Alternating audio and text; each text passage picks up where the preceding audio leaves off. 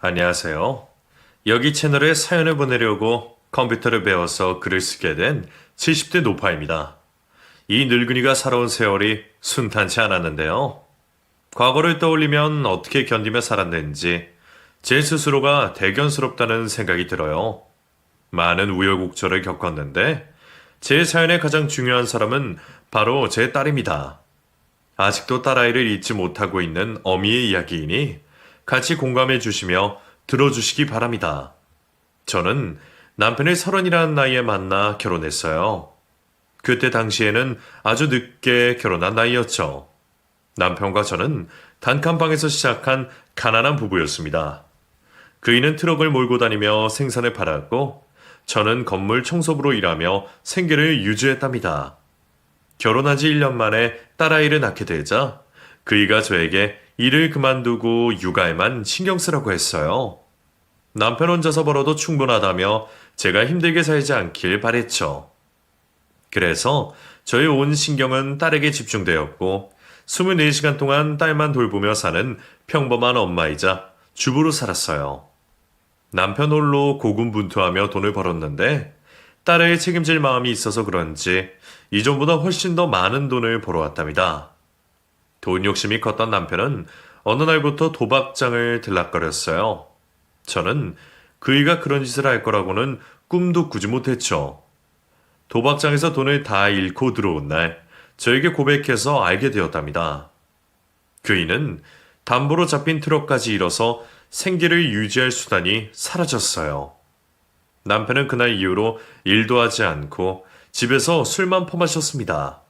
결국 딸을 굶기지 않으려고 제가 일을 시작했어요.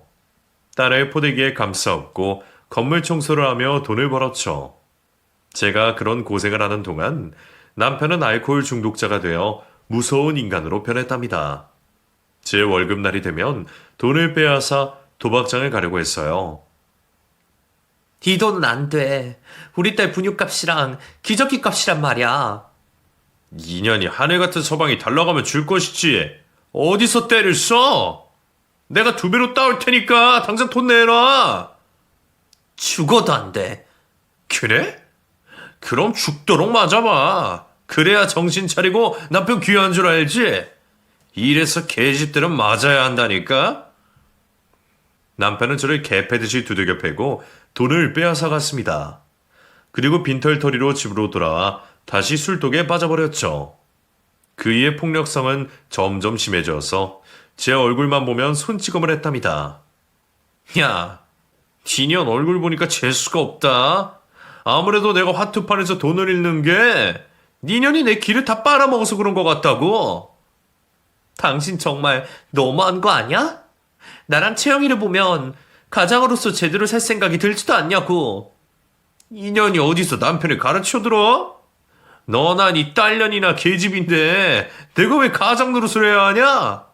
닥치고 돈 가지고 있으면 내놔봐. 그리고 이어지는 손찌검은 제 얼굴과 팔다리에 시커먼 멍을 남겼답니다.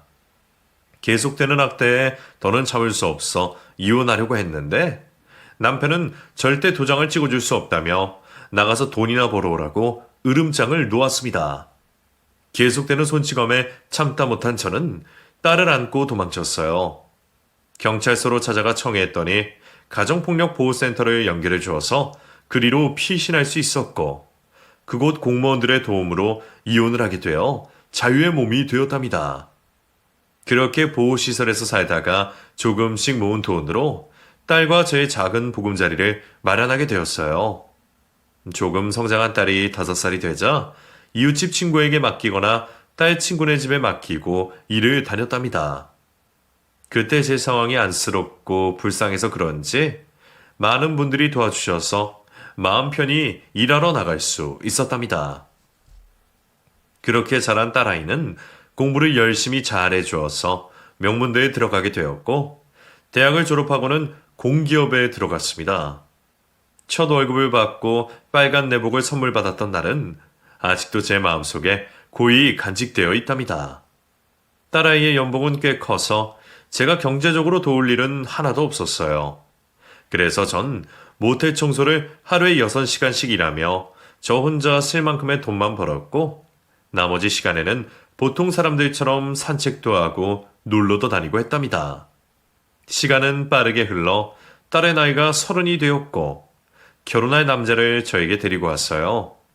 예비 사이는 작은 사업체를 운영하고 있었는데 제 마음에는 크게 들지 않았습니다. 사업이라고는 하지만 직원도 없는 데다 매출도 그저 그래서 제 딸이 훨씬 아깝다는 생각이 들었죠. 딸아이가 고생하지 않길 바라는 마음에 잠시 결혼을 반대했답니다. 정배군, 좋은 사람인 건 알겠는데 아무래도 하는 일이 마음에 들지 않아. 안정적이지 않은 사업을 계속 끌고 가는 게 마음에 걸리네. 어머님, 지금은 비록 작지만 나중에는 크게 성공할 겁니다. 저 한 번만 믿어주십시오. 이보게, 결혼은 현실이야. 내가 온갖 고생을 다하고 살아와서 그런지 내 딸 남편감은 능력 있는 사람이었으면 좋겠네. 예비 사위는 끝까지 제 딸을 고생시키지 않겠다며 자신있게 말했지만 세상의 풍파를 겪은 저의 가슴에 크게 와닿지 않았답니다. 게다가 예비 사위의 눈빛이나 표정을 보면 옛날 전 남편이 문득 떠올라서 섬뜩한 기분이 들었어요. 그래서 딸에게 이 결혼은 절대 안 되겠다고 전하며 다른 남자를 만나거나 혼자 살라고 일렀습니다. 능력되는 여자가 뭐하러 결혼을 하느냐며 굳이 결혼할 필요 없으니 연애만 하라고 조언해 주었죠. 하지만 딸아이는 예비 사이에게 단단히 빠져 있어서 제 말을 귀담아 듣지 않고 끝까지 결혼하겠다고 저를 설득하려 했답니다. 엄마, 나 정배씨 아니면 안 될 것 같아. 그 사람처럼 날 생각해주고 위해주는 사람 또 만날 수 없을 거라고. 우린 진심으로 서로를 사랑하고 있어. 채영아, 엄마는 네가 고생하지 않을 만큼 여유 있는 남자를 만나면 좋겠어. 돈이 전부가 아니지만 나중에 큰 문제가 될 거야. 부부가 싸우는 원인 중 가장 큰 이유가 돈이라고. 엄마, 내가 능력이 있는데 무슨 걱정이야. 그리고 정배 오빠는 꼭 성공할 거야. 옆에서 보는 내가 알잖아. 얼마나 최선을 다하면서 사는지 말이야. 그러니까 반대 그만하고 허락하고 축복해줘. 딸아이가 예비 사이를 진심으로 믿고 사랑하는 것 같아 더는 반대하는 말을 할 수 없었습니다. 결혼식 나가라고 바로 상견례를 치르게 되었는데 예비 사돈과 식구들을 보자 한숨만 나왔어요. 차돈, 우린 형편이 좋지 않아서 애들끼리 알아서 집을 마련하는 게 좋겠어요. 신혼집은 둘이 전세를 구한다니까 혼스터치들끼리 알아서 하게 둡시다. 아무리 그래도 부모가 버젓이 있는데 아무런 도움을 주지 않는 건 아닌 것 같습니다. 저도 혼수를 신경을 써서 마련할 테니 사돈도 신혼집에 보탬을 주셔서 좋은 데로 마련해 주시죠. 지금 제 말 못 들었어요? 사정이 안 좋다고요. 전 아들 장가 보내고 다음 달에는 딸도 시집 보내야 해요. 그런데 내 사이는 의사라고요. 거기에 들어가는 돈이 한두 푼이 아니니까 얘들은 대충 예식 올리고 살도록 해줍시다. 네? 사돈, 사람을 급으로 나누시는 건가요? 그리고 제 딸이 사돈 아들보다 훨씬 잘난 사람인데 대충 결혼 안 하는 게 말이 됩니까? 아니, 왜 흥분을 하고 그러세요? 그리고 사돈이 손해보는 결혼을 시키는 것처럼 말씀하시는데 불쾌하네요. 그깟 공기업에 다니는 게 태수인지 아는데 그래봤자 월급쟁이 아니에요? 내 사위는 의사라고요. 병원 차려주고 모셔야 하는 상황이라고요. 그리고 내 아들이 나중에 사업에 크게 성공하면 어쩌려고 그러세요? 내 아들이 지금 형편이 그리 좋지 않으니 약소하게 하자는 게 큰 문제가 있으니까? 이 결혼을 시켜야 할지 모르겠네요. 이런 사돈 밑에서 제 딸이 어떤 일을 당할지 걱정부터 됩니다. 그러자 옆에 있던 딸이 엄마 그러지 마. 우리도 약소하게 시작하기로 대화를 끝냈어. 이것저것 따지면 나 시집 못 가. 그러니까 엄마가 이해 좀 해줘. 나며 저를 말리더라고요. 얼마나 남자가 좋으면 저러는지 엄마의 마음을 헤아려주지 못하더라고요. 결국 제가 수고리고 들어가 사돈의 말대로 결혼식과 신혼집을 취에 대한 간소하게 하기로 결론을 내렸습니다. 사돈은 의사 사의를 드리며 집과 혼수를 다 해줘야 할 판이라며 볼멘 소리를 하며 이해해달라고 저와 기분 나쁜 감정을 풀었답니다. 사람을 급으로 나누어서 결혼 준비를 하는 게 몹시 기분 나빴는데 제 딸의 표정을 보니 결혼한다는 것만으로도 행복해하는 것 같아서 눈을 감고 귀를 닫고 허락의 문을 열어버리고 말았죠. 그래도 저는 딸을 빈손으로 보낼 수 없어 그동안 딸을 위해 들었던 적금 통장과 갯돈을 돌려받아 결혼 준비하는 데 쓰라고 건네주었답니다. 엄마, 이렇게나 많이 주면 어떡해. 엄마 노후도 생각해야지. 난 됐다. 돈 욕심 없어. 그저 네가 잘 살기만 하면 연 없이 살다가 조용히 저 세상 가련다. 엄마, 무슨 말을 그렇게 살벌하게. 내 자식이 집 장가가는 것 같이 다 봐줘야지. 어이구, 예민아이가 내일 모레 칠순이다. 얼마나 오래 살라는 거냐. 내가 엄마를 오래오래 사시도록 만들 거야. 몸에 좋은 것도 다 해드리고 잘 사는 모습도 많이 보여줘서 엄마가 너무 행복해서 떠나고 싶지 않게 만들 거라고. 말은 정산 유수다. 날 챙길 생각은 말고 너나 잘 살아. 괜히 엄마 속 썩여서 더 늦게 만들지 말고. 알겠어, 엄마. 이 돈 고마워. 잘 쓸게요. 그렇게 딸과 사이는 작은 신혼집에서 시작하게 되었는데 2년 만에 좋은 아파트로 옮겼어요. 제 딸이 능력 있는 공기업 직원이었으니 가능한 일이었죠. 사이는 여전히 얼마 벌지 못하는 사업을 질질 끌고 가는 중이었고요. 그래도 딸이 사랑하는 배우자이니 장모로서 해줘야 할 것들 이상으로 잘해줬어요. 매주 반찬을 가져다 주는 건 물론이고 사이의 사무실에 찾아가 청소도 해주고 냉장고도 채워주고 돌아왔죠. 박서방, 요즘 사업은 어떤가? 아, 그냥 그래요. 열심히 하고 있는데 이렇다 할 결과가 나오지 않네요.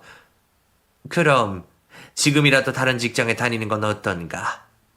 장모님, 제가 지난번에도 말씀드렸지만 사업을 그만둘 생각은 없습니다. 분명 승산이 있는 일이고 그동안 쌓아온 노력이 아까워서 그만두지 못한다고요. 그러니까 저한테 이래라 저래라 하지 말아주세요. 뭐야? 나는 자네가 걱정돼서 조언을 하는 거야. 그리고 내 딸이 계속해서 가장 노릇을 하는데 이런 말도 할 자격이 없나? 채영이가 문제 없다고 하잖아요. 이렇게 살아도 좋다고 했단 말이에요. 장모님, 이러실 거면 제 사무실에 그만 오세요. 괜히 일하는데 감정 상하게 하지 마시라고요. 저는 사이의 말을 듣자 제가 선을 넘은 것 같아 바로 사과의 말을 전했습니다. 미안하네. 이 장모가 무식해서 괜히 자네들 훈계를 했나 보네. 앞으로는 자네 믿고 기다릴 테니 열심히 해보게. 제가 괜한 오지랖을 부린 건가 싶어서 사이의 사무실에 가는 게 눈치 보였어요. 그래서 사이가 불편하지 않게 찾아가지 않았죠. 그런데 얼마 뒤 딸아이가 제 가슴 짜릿한 이야기를 해줬습니다. 손녀를 임신했다는 소식이었죠. 그때는 제가 딸아이를 임신했을 때보다 훨씬 더 큰 기쁨을 느꼈답니다.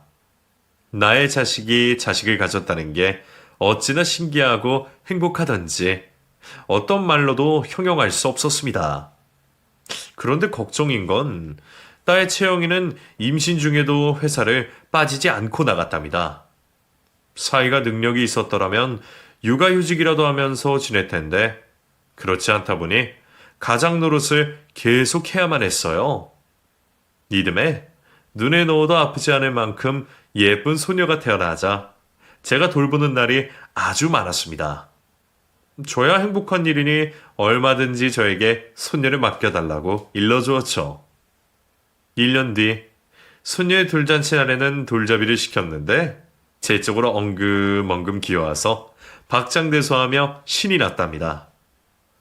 딸아이는 아무래도 손녀가 저와 운명적인 사이인 것 같다며 나중에 손녀와 제가 둘이서만 같이 살 것 같다는 말까지 했어요. 엄마는 좋겠어? 손녀가 엄마를 제일 많이 따르고 좋아하니까 말이야. 우리 시어머니한테는 안기려고도 하지 않는데 말이야. 그거야. 내가 아름이를 매일 보니까 그렇지. 암튼 엄마랑 아름이랑 같이 있는 걸 보면 모녀 사이로 보인다니까? 늦둥이 딸을 안고 있는 것 같다고. 넌 농담도 잘한다. 이 엄마 이른이야. 이 나이에 늦둥이 딸을 보는 게 말이 되니? 뭐 그래도 아름이가 날 제일 많이 따르는 건 기정사실이니까 기분은 좋네. 엄마, 나중에 혹시라도 나한테 무슨 일이 있으면 우리 딸 잘 키워줘? 이 애끼, 그런 재수 없는 소리를 왜 하니? 무슨 일이 일어나길 기다리는 것도 아니고 말이야. 아이고, 내가 더 말실수를 했네. 미안해, 엄마. 그냥 아름이 많이 예뻐해줘. 그렇게 1년의 시간 동안 할머니와 엄마, 장모로 열심히 잘 살았습니다. 딸의 가정이 행복하니 바라는 거라고는 사이가 제대로 자리를 잡고 딸이 편하게 엄마로 살기만을 바랬답니다. 하지만 발전 없는 사이는 여전히 잘 되지도 않는 사업을 끌고 나가는 중이었고 딸이 번 돈으로 모든 생활비를 충당했어요. 손녀 때문에 딸과 매일 왕래를 했는데 어느 날 낯익은 멍자국이 보였습니다. 제가 남편에게 맞고 살았던 때에 제 얼굴에 매일같이 자리하던 멍자국이 딸아이 눈가에 새겨져 있었어요. 저는 가정폭력을 확신하며 물었습니다. 채영이, 너 이 멍자국 뭐야?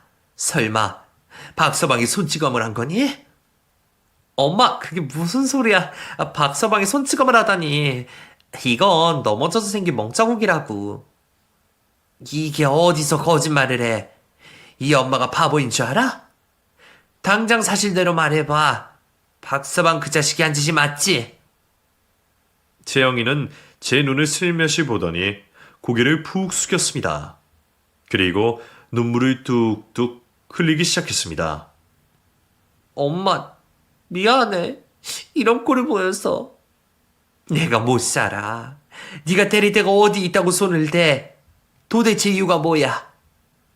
몇 달 전 그 인간이 바람난 것 같아서 몰래 미행을 해서 현장을 잡혔는데 뻔뻔하게 자기들이 왜 캐고 다니냐고 데려 나에게 욕을 퍼붓더라고. 그때가 시작이었어. 뭐야? 바람 피우는 놈이 손찌검까지 한 거야? 내 이놈을 당장. 엄마 참아. 내 딸 아람이를 생각해서 조금만 기다려줘. 기다리다니. 너 설마 아직 네 남편이랑 살고 싶은 마음이 남은 거야? 네가 뭐가 아쉬워서 그런 놈한테 맞고 살아. 돈도 못 번 놈이 바람에 폭력까지. 진짜 가관이다. 그런 쓰레기 같은 놈하고 당장 헤어져. 제가 우통을 치자 딸아이는 침착하게 대답하더군요. 어제 각서 썼어. 다신 바람도 피우지 않고 손찌검도 하지 않겠다고. 다시 평범하게 지내기로 했으니까 이번 한 번은 그냥 넘어갈 거야. 이거 사. 폭력 남편은 절대 고쳐지지 않아. 그리고 한 번도 아니라 여러 번 맞았다며. 이 엄마가 어떤 삶을 살아왔는지 다 들어놓고서 그놈이랑 계속 살겠다고? 안 돼. 내가 허락 못해. 엄마, 제발 참아줘. 우리 아름이가 아빠 없이 크는 거 싫단 말이야. 내가 아빠 없이 자라봐서 아는데 많이 힘들다고. 채영이가 뜻밖의 말을 꺼내자 몹시 당황했습니다. 남편 없이 혼자 애지중지 키워서 큰 상처 없이 자란 줄 알았는데 제 생각이 완전 틀렸더라고요.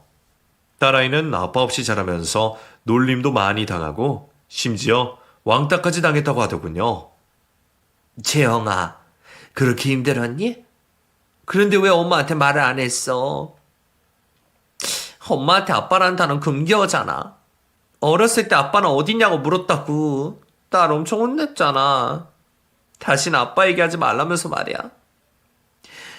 그래서 혼자 꾹 참으면서 살아왔어.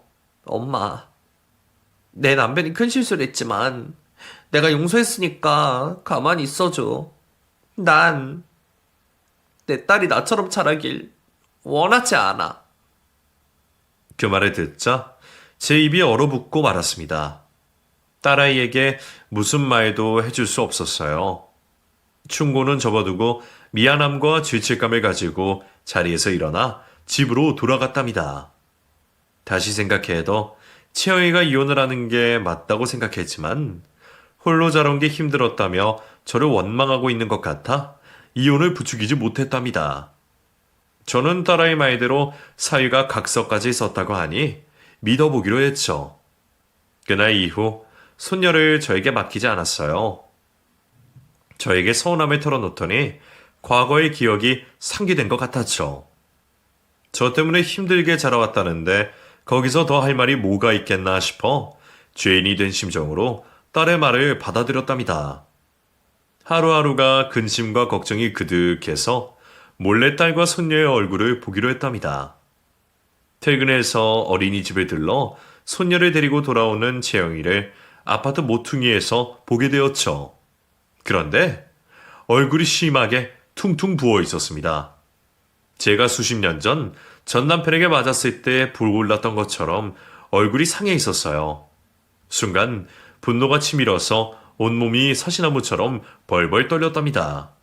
저는 딸에게 이혼하라고 부추기는 대신 얼굴을 적골로 만든 사이놈을 찾아갔어요. 돈도 제대로 못 벌면서 바람 피우고 손찌검을 만나러 사업장으로 향했답니다.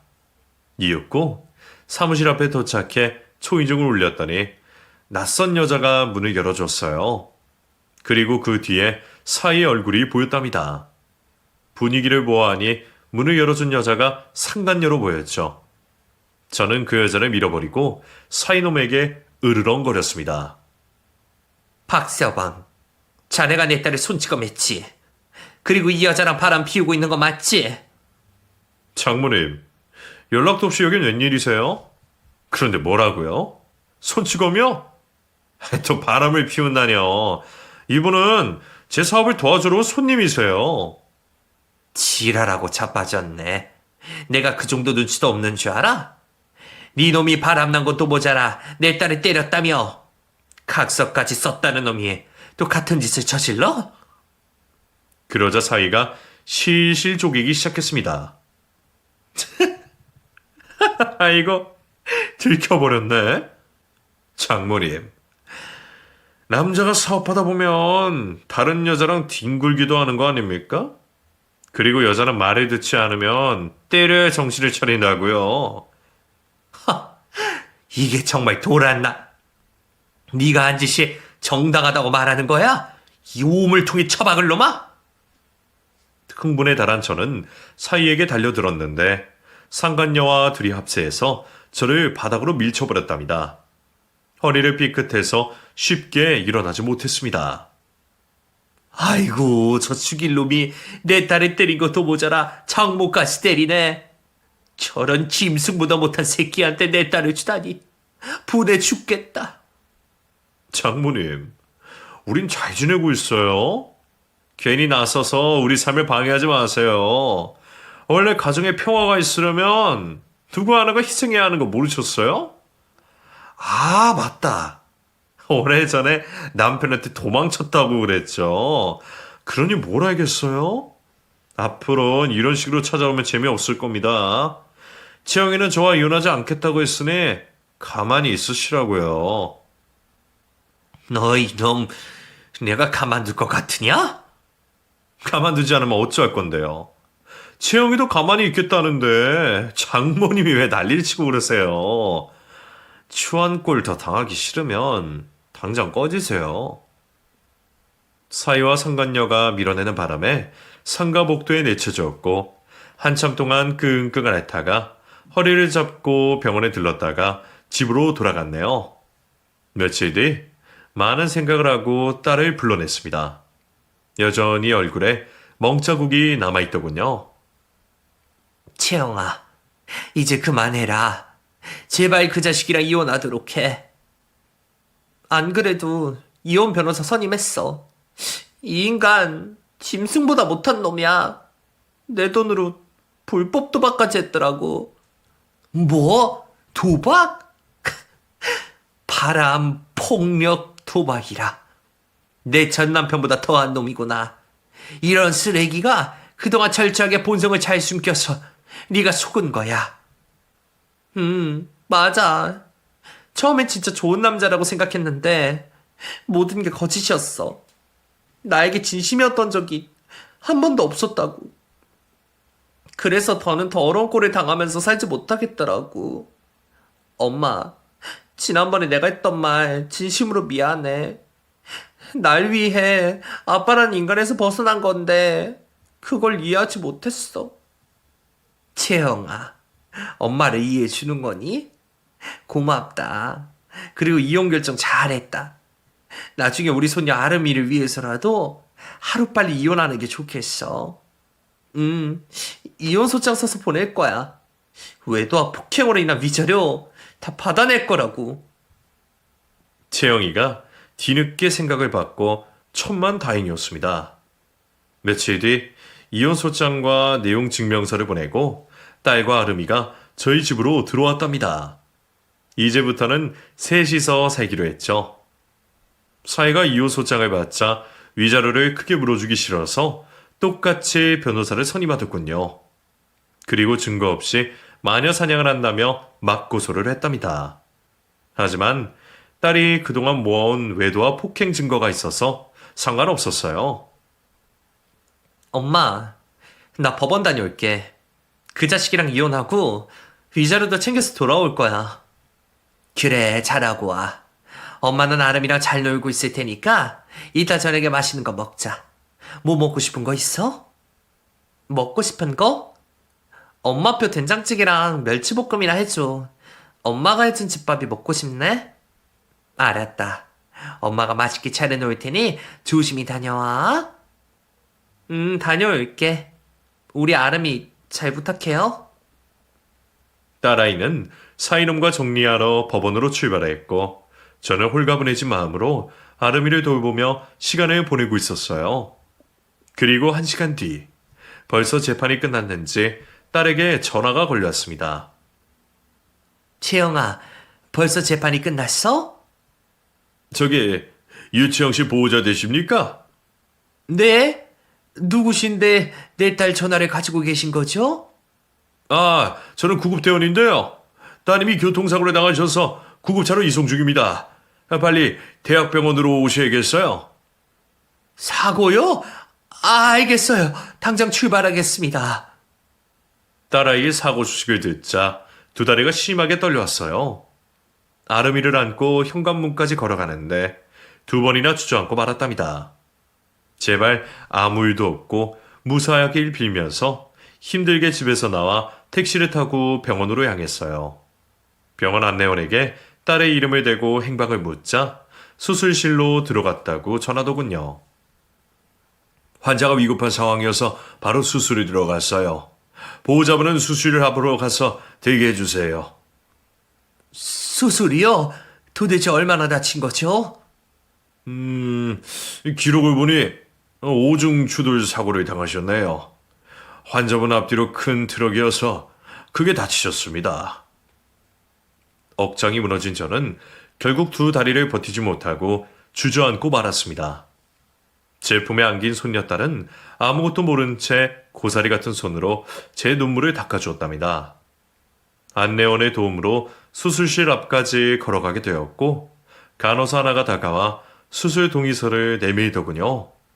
너무 급한 상황이라 수술 먼저 들어갔다며 사인을 하라고 했어요. 간호사 선생님, 우리 딸은 어떻게 될까요? 무사하겠죠? 그건 저도 알 수 없습니다. 의사 선생님이 최선을 다할 테니 기다려보세요. 결국 오랜 시간을 수술실 앞에서 기다렸습니다. 제발 무사하게 해달라고 중얼중얼 기도를 하면서 말이죠. 그런데 뒤늦게 소식을 들은 사이가 왔더군요. 그 자식은 덤덤하게 걸어와서 말을 걸었습니다. 장모님, 이게 어떻게 된 일입니까? 오늘 이혼 재판이 있는데 사고를 당하다뇨. 이거 참 씁쓸하네요. 닥쳐. 너만 아니었으면 내 딸은 무사했을 거야. 그리고 걱정되는 마음도 하나 없는 것 같은데 그냥 꺼지지 그래. 에이, 무슨 말을 그렇게 섭하게 하십니까? 채영이가 오늘 사고가 난 건 하늘의 뜻이라고요. 저와 이혼하지 말라고 하늘이 말린 게 아니겠습니까? 자네는 딸 앞에서 그따위 소리를 하고 싶냐? 내 딸이 사고 난 게 하늘의 뜻이라고? 이 천둥 벌거숭이 같은 자식. 당장 내 눈앞에서 사라져. 저도 그러고 싶은데 채영이가 위독하다고 하니 남편이 있어야 하는 건 당연한 거잖아요. 저희 이혼하지 않았습니다. 그러니까 채영이에게 가장 가까운 사람은 장모님이 아니라 저라고요. 분노가 치솟았지만 사이놈에게 신경을 쓰고 싶지 않아 고개를 돌려 딸의 수술실이 빨리 그리고 무사히 끝나기만을 기다렸습니다. 오랜 시간이 흐르자 수술실에서 녹색 옷을 입은 의사 선생님이 나왔어요. 마스크와 두건으로 얼굴을 뒤덮고 있어서 어떤 표정인지 보이지 않았습니다. 선생님, 제 딸 수술 한번 맞으시죠? 제 딸은 어떻게 됐나요? 무사한 거죠? 그러자 의사는 마스크를 벗으며 안타까운 표정을 지었습니다. 그리고 고개를 가로저으며 죄송합니다. 최선을 다했지만 운명하셨습니다. 라며 딸의 죽음을 알렸어요. 가슴이 찢어질 것 같아 손녀딸을 더 꽉 끌어안으며 꿈인지 생시인지 입술을 깨물었답니다. 그런데 처절하게도 현실이었어요. 의사는 저를 데리고 진료실로 들어가 자세한 설명을 해주었는데 결국 큰 사고를 당해 수술로 살려내지 못했다는 말이었답니다.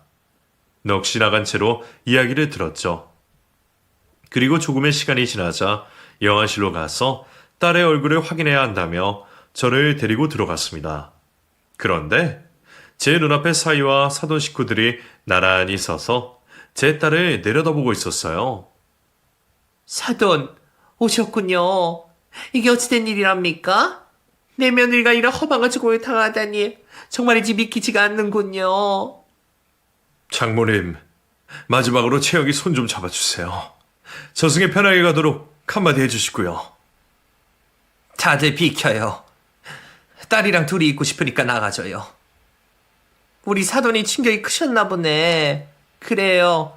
며느리랑 작별 인사하세요. 저 아들은 나가보겠습니다.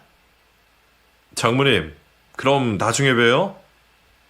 두 모자가 떠나고 딸아이의 멍든 얼굴과 머리카락을 어루만지며 뜨거운 눈물을 흘리며 오열하기 시작했습니다. 자식을 먼저 보낸 분들은 아실 겁니다. 세상에서 가장 귀한 자식을 잃고 얼마나 가슴 아픈지 미칠 것 같은지 말이에요. 저는 혼절까지 하고 말아서 쓰러지고 말았답니다. 직원의 도움으로 겨우 몸을 일으켰는데 영어실 복도에서 사위와 사돈의 대화가 들려왔어요. 귀를 기울이지 않았는데도 크게 잘 들렸답니다. 우리 아들 축하해. 이제 새로운 인생 시작이네. 고마워 엄마. 우리 인생 이제야 풀리나 봐. 그동안 사업이 잘 안 돼서 걱정인데다 마누라가 이혼 소송까지 하는 바람에 제대로 망하는 거 싶더니 저렇게 알아서 떠나주네. 너무 고마워서 눈물이 난다고. 아들, 그래서 네 첫 사망보험금이 얼마라고? 20억이랬니? 아니 30억. 마누라 여친구가 보험 설계사인데 나랑 지 보험을 잔뜩 들어놨었거든. 이런 날이 올 줄 알고 보험을 들어줬나 봐. 이제 고생 끝 행복 시작이야 엄마. 너 엄마한테도 좀 나눠줄 거야? 엄마는 나를 뭘로 본 거야? 당연히 들어야지. 내가 10억 드릴 테니까 노자금으로 펑펑 쓰고 사시라고. 어머머, 내 인생에 이런 횡재가 찾아오다니. 정말 우리 며느리가 여러 사람 도와주고 떠났네. 우리 아들 바로 세자가 되면 되겠네. 축하해 아들. 그럼 세장가 들어야지. 채영이가 더 잘 살라고 선물을 주고 갔으니 보답을 해야 하지 않겠어? 그럼 이 희소식을 누나한테 날리러 가자. 그래, 어디 여행을 가든지 파티를 하자고. 아이고 좋아라. 저는 슬픔을 잠시 뒤로 하고 두 모자가 있는 복도로 뛰어나갔습니다. 깔깔거리고 웃는 면상에 제 양손을 강하게 날렸습니다. 사돈, 이게 뭐 하는 짓이에요? 장모님, 지금 우리한테 화풀이 하는 겁니까? 당신 딸이 죽은 게 우리 탓이라고 생각하는 거예요? 이 더러운 것들. 내 딸이 죽었다고 보험금으로 호강할 생각을 해? 내가 소송을 해서라도 그 꼴을 보지 않을 거야. 너희 같은 쓰레기들에게 내 딸의 목숨값을 줄 수 없다고. 아이, 장모님. 내가 남편이에요. 보험 수혜자 이름이 떡하니 저로 입력되어 있다고요. 그런데 소송? 채, 100번을 해보세요. 장모님이 빼앗아갈 수 있는지. 분노한 저는 다시 손을 들어 사이에게 날렸는데 쉽게 피하더니 제 양손을 붙잡았습니다. 그리고 사이가 말하더군요. 엄마, 지금이야. 이 아줌마한테 맞은 거 돌려줘. 뭐냐? 퇴! 네 년이 감히 우리 모자에 따기를 날렸겠다? 이 거지 같은 발사개년 가만두지 않겠어? 그러더니 제 양뺨을 사정없이 날려댔고 자기 손이 아파오자 끝을 냈답니다. 사이는 저를 뒤로 밀어버리며 경고의 말을 전했습니다. 이 아줌마야, 다 끝났어. 게임 오버라고. 네 딸내는 저승에 가서 이혼 소송 따위는 못해. 나한테 위자료 받을 일은 없단 말이지. 내가 네 딸년 보험금 받게 되면 노잣돈으로 10,000원 정도는 보내줄게. 이런 개자식, 넌 사람 새끼도 아냐? 내가 살아있는 한 너와 네 애미를 가만두지 않을 거라고. 어떤 방법을 써서라도 꼭 복수할 테니 기다려라. 아, 네네, 그러세요. 우린 30억 생긴 기념으로 여행을 다녀올 테니까 이만 가볼게요. 사돈, 참 불쌍하네. 젊었을 때 남편한테 처맞고 살았다고 하더니 딸년도 똑같이 처맞다가 떠났으니 얼마나 속이 아릴까? 그래도 너무 내 아들 미워하지 마셔. 이게 다 사람 팔자려니 하고 살란 말이야. 괜히 복수한다고 깝치다가 걸리면 이것보다 더러운 꼴을 당할 테니 얼씬거리지 않을 게 좋을 겁니다. 나쁜 년, 천벌을 받을 거야. 너와 네 아들, 그리고 죄 없는 네 딸년까지 내가 징후하고 저주할 거야. 딸 잃은 어미의 무서움이 뭔지 보여주겠단 말이야. 이 년 진짜 독하네. 알아듣게 말했으면 그냥 찌그러져 있을 것이지 어디서 저주를 내리냐 말해하고 있어.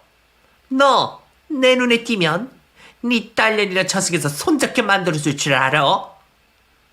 사돈은 저에게 침을 뱉고 사이놈과 영안실 복도에서 빠져나갔습니다. 저는 다시 영안실에 누워있는 딸의 얼굴을 보며 무슨 짓을 해서라도 사돈 식구들을 가만두지 않겠다고 약속을 했답니다. 그래도 일단은 고인이 된 딸아이의 장례식을 무사히 치르는 게 우선이었기 때문에 바로 빈소를 마련했어요. 그리고 딸의 핸드폰에 저장된 사람들에게 부고 문자를 전했죠. 장례 첫날 밤부터 이튿날까지 많은 사람들이 오가며 명복을 빌어주고 위로를 해주었습니다. 저는 내내 슬퍼하며 눈물을 쏟느라 조문객들을 일일이 기억하지 못했답니다. 그러는 동안 사이놈과 사돈 식구들은 코빼기도 보이지 않았어요. 물론 그들이 장례식장에 온다 해도 제가 쫓아낼 거지만 역시나 사람된 도리를 아예 쳐버린 쓰레기 들어있더라고요. 결국 저 혼자 딸의 장례를 모두 치르고 납골당에 좋은 위치에 딸을 올려두었답니다. 얼마나 울었던지 제 눈은 떠지지 않아 앞이 으려서 제대로 걷지를 못했어요. 휘청거리는 저를 상조회사 직원이 집까지 데려다 주었답니다. 손녀딸은 여전히 엄마를 잃은 사실을 모르고 해맑게 웃으며 제 눈물을 닦아주었어요. 말도 못하는 핏덩이 손녀가 엄마 없이 살아야 한다는 사실에 가슴이 더 미어졌죠. 집에 도착해 정신을 차리려고 물을 한 잔 마시려는데 핸드폰이 울렸습니다. 사이가 무슨 일로 전화를 걸었는지 모르지만 피하지 않고 받았답니다. 이 천벌 받을 놈, 무슨 염치로 나한테 전화질이야? 아이, 저는 경찰관입니다. 박정배 씨 장모님 되시죠? 네, 무슨 일이시죠? 안타까운 소식을 전하게 되어 유감스럽게 생각합니다. 박정배 씨 일가족이 교통사고로 숨졌습니다. 가까운 친척이 아무도 없어 장모 되시는 분께 연락을 드렸어요. 일가족이 죽었다고요? 네, 박정배 씨의 어머니 그리고 누나까지 모두 숨졌습니다. 사고 경위를 밝혀보니 세 사람이 여행을 하고 돌아오기 전에 술을 드셨나 봅니다. 박정배 씨가 만취 상태로 운전을 하신다고 화를 당하신 거죠. 가들의 일을 받고 경사면의 수직인 낭떠러지에 추락했습니다. 경찰관의 말을 듣자 저의 막힌 속이 뚫리는 기분이었습니다. 사돈 식구들이 떼죽음을 당했다는 소식에 웃음이 새어나왔어요. 마치 손 안 대고 코를 푼 기분이었답니다. 아, 그렇군요. 그럼 제가 그리로 가야겠죠? 예, 사마자 확인해 주실 분이 아무도 없어서요. 부탁 좀 드리겠습니다. 사돈딸이 이혼해서 부를 사람이 저밖에 없었다고 설명하더라고요. 저는 씩 웃으며 전화를 끊고 병원 영안실로 향했습니다. 경찰관이 보여준 사이놈과 사돈 식구들을 보게 되었고 슬픈 척 연기를 하려고 해도 뜻대로 되지 않더라고요. 여기에 사인 좀 해주시겠어요? 아, 네네, 그럴게요. 그럼 제 할 일은 끝난 건가요? 네, 장례 절차는 병원 측과 얘기하면 될 것 같습니다. 하지만 저는 사돈 식구들의 장례를 치러줄 마음이 추호도 없어서 거부하기로 했습니다. 먼 친척이 와서 하든 바로 화장을 해서 시궁창에 뿌리든 전혀 관심도 없었답니다. 여하튼 작것들이 알아서 죽어주니 복수는 쉽게 끝나버렸고 손녀딸과 어떻게 살지 궁리해 보기로 했죠. 그런데 까먹고 있던 보험금이 생각났어요. 딸과 사이가 30억씩 받을 수 있는 사망보험금에 가입되어 있다 해서 보험회사를 찾아갔죠. 두 사람 다 세상을 떠나고 보험금 수령할 사람이 저밖에 남지 않아서 60억을 모두 지급받게 되었답니다. 그 많은 돈이 제 통장에 들어오자 심장이 두근두근 거렸어요. 이 돈은 부모 없이 자랄 손녀딸에게 모두 전해주기로 마음먹었네요. 딸을 가슴에 묻고 손녀딸과 멀리 떠나기로 했어요. 사람도 별로 없고 자연이 아름다운 곳을 찾았죠. 산과 바다가 한눈에 들어오는 곳에 집을 마련해서 새로운 인생을 살기 시작했답니다. 저는 딸을 키웠던 것보다 훨씬 더 많은 애정으로 소녀딸을 키우고 있어요. 이제 제법 말도 잘하고 아장아장 잘 걸어 다니는데 어릴 적 딸아이의 모습을 그대로 닮았답니다. 저는 손녀를 딸로 생각하고 있어요. 그래야 제 마음이 덜 슬프거든요. 지금도 제 눈앞에서 소녀가 배시시 웃으며 안아달라고 손짓을 하네요. 그럼 이만 손녀를 안아주러 가야겠어요. 제 사연을 들어주셔서 진심으로 감사합니다. 안녕히 계세요.